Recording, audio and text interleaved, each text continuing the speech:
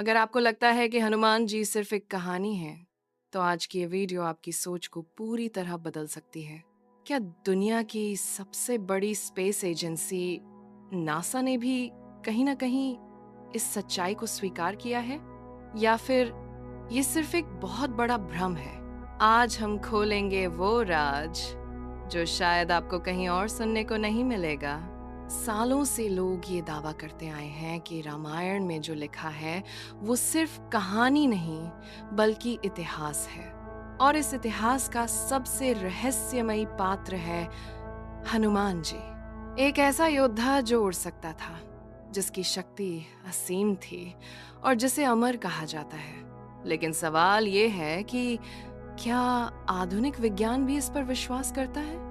कुछ साल पहले इंटरनेट पर एक खबर तेजी से वायरल हुई कि नासा ने सैटेलाइट इमेजेस के जरिए रामायण के कई स्थानों को सत्य माना है।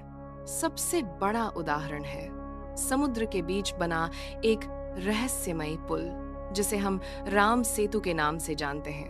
क्या ये वही पुल है जिसे हनुमान जी और उनकी सेना ने बनाया था? सैटेलाइट तस्वीरों में साफ दिखाई देता है कि भारत और श्रीलंका के बीच पत्थरों की एक लंबी श्रृंखला मौजूद है। कई लोगों का मानना है कि ये प्राकृतिक नहीं बल्कि मानव निर्मित है, और यही वो जगह है जहां से हनुमान जी ने लंका की ओर छलांग लगाई थी। लेकिन क्या नासा ने सच में ऐसा कहा था? सच्चाई ये है कि नासा ने सिर्फ तस्वीरें जारी की थीं। उन्होंने कभी ये दावा नहीं किया कि ये पुल रामायण का ही है। तो फिर ये कहानी इतनी वायरल क्यों हुई? क्या लोग खुद इस रहस्य को जोड़ रहे हैं या सच में कुछ छुपाया जा रहा है? अब यहाँ आता है सबसे बड़ा सवाल। अगर विज्ञान सीधे सीधे हनुमान जी को नहीं मानता, तो फिर इतने सारे लोग क्यों कहते हैं कि उन्होंने उन्हें देखा है? भारत के कई मंदिरों और जंगलों में आज भी ऐसे दावे किए जाते हैं जहां एक विशाल वानर जैसी आकृति दिखाई देती है। क्या ये सिर्फ आस्था है या कुछ और?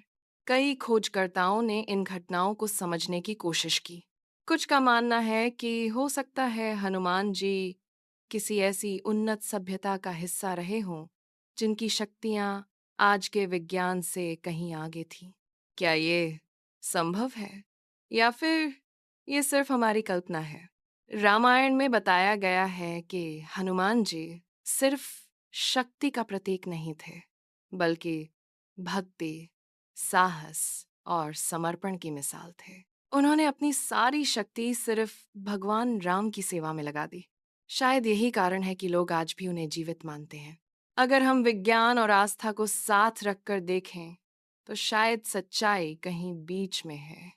नासा ने भले ही सीधे कुछ न कहा हो, लेकिन जो संकेत मिलते हैं, वो हमें सोचने पर मजबूर जरूर करते हैं। तो क्या हनुमान जी सच में थे? क्या वो आज भी हैं? या ये सब सिर्फ हमारी आस्था का हिस्सा है?